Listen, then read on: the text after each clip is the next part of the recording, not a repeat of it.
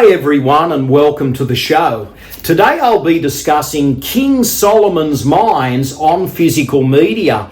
Why do I own this piece of physical media, you may ask? Well, I do have a connection to this film. I saw it on the big screen in 1985. It stars Richard Chamberlain, Sharon Stone, and aside from Richard Chamberlain and Sharon Stone, we do have a very colourful supporting cast. Herbert Lom from the Pink Panther movies is also in this, as is John Rhys-Davies, and he's in so many films and he's just such a great presence. So it does have a bit of a cast, and it's a Cannon movie. Now, you've probably heard of Cannon films. This has been produced by Golan and Globus. They were two larger-than-life film producers, and in a lot of instances, Cannon movies aren't that well received. This is no exception.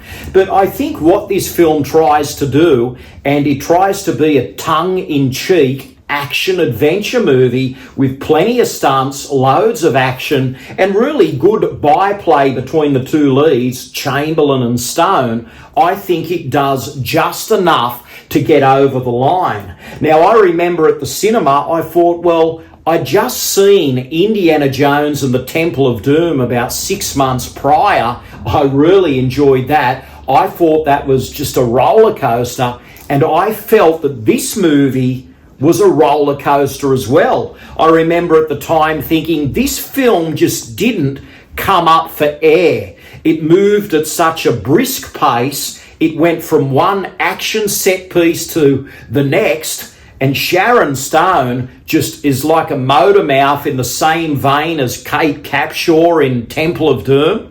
So I think really they got the chemistry right. I think some of the action at times is a little bit cheesy, but it's just so brisk. It moves at such a clip that it really is a fun movie.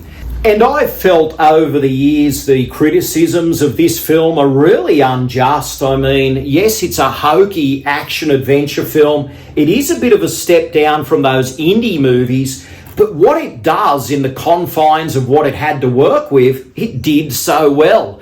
It's a low-budget film. The cast obviously embraced this movie with tons of enthusiasm. They gave it their all, and it's really jumping off the screen. I like the energy of this one, and I think some of the locations are great. I know they use a bit of blue screen at times, and there's some hokey effects, but other than that, this is really practical stunt work, and some of this stunt work is quite awe-inspiring. You think to yourself at times, wow, it's just amazing how much effort has gone into this film. It changes location a lot. It really is a roller coaster.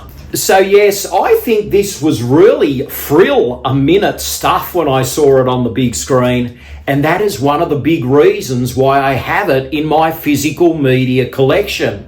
Now, this film was directed by J. Lee Thompson, who gave us The Guns of Navarone. That was a classic action-adventure film.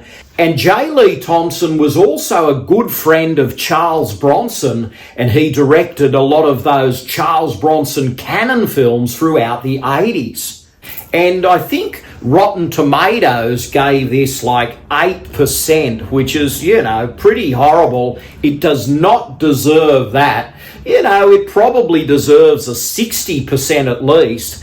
But the public are sort of on the fence with this one. I think on the IMDb it gets a 5.1. So, a 5 out of 10. I can understand that some people would agree with that. But if you're interested in an adventure movie, this one is kind of hard to pass up.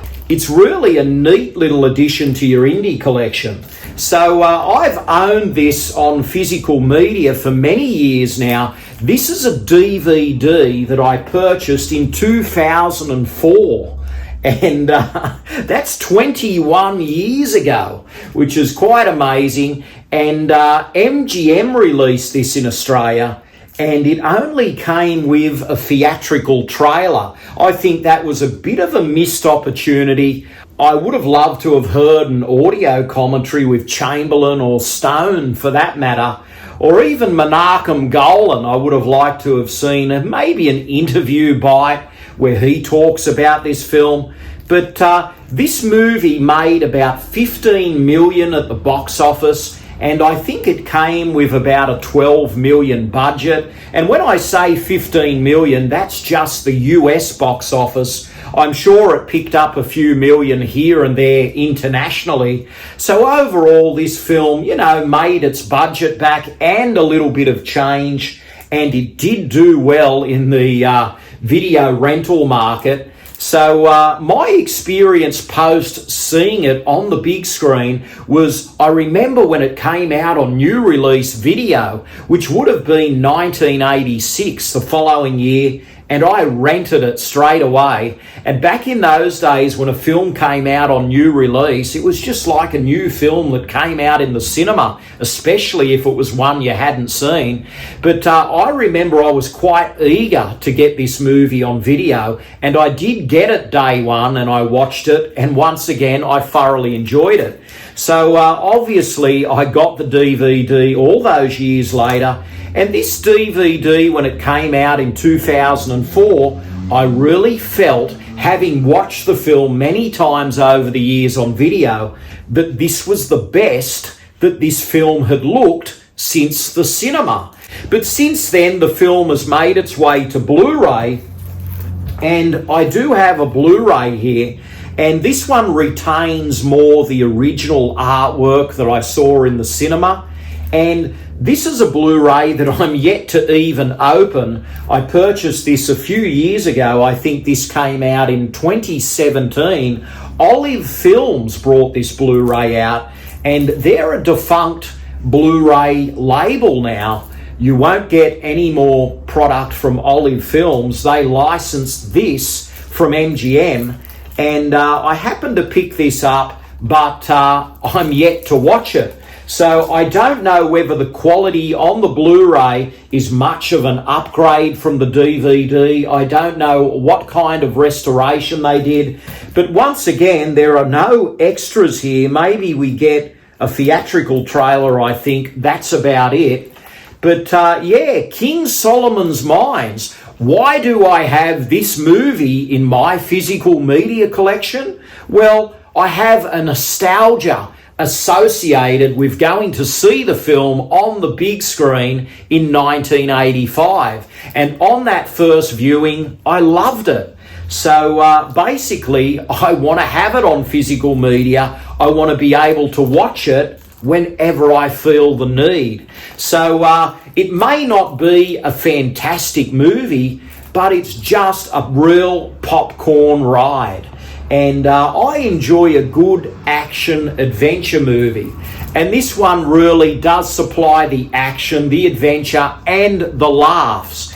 And really, you will never see Sharon Stone look prettier than she does than in this movie. They also did a sequel. They shot it at the same time. They did a sequel called Alan Quatermain and the Lost City of Gold, and that came out a year or two later. It's inferior to this film, but I also have that one on physical media as well. So maybe I can talk about that another time. So yes, I have the DVD, I have the Blu-ray, and I wouldn't part with them. I think it's a fun movie, and sometimes that's all you need, a piece of escapism. And this movie was shot in Zimbabwe, and it takes me to another part of the world, and I can just turn my brain off and soak up the energy, excitement, and laughs on the screen. And it's great late night viewing. But anyway, King Solomon's Mines, if you haven't seen it and you like movies in the tradition of Indiana Jones or Romancing the Stone for that matter, this is a cool little watch. So I have this film in my collection because I enjoy it, and I'm a fan of action-adventure movies, and I really like the way Sharon Stone looks in this. I think she's quite glamorous, but at the same time, she's brought down to earth in the environment that she finds herself in. So it's really fun to watch, and that's my take on it. So thanks for watching, and I'll see you all again very soon.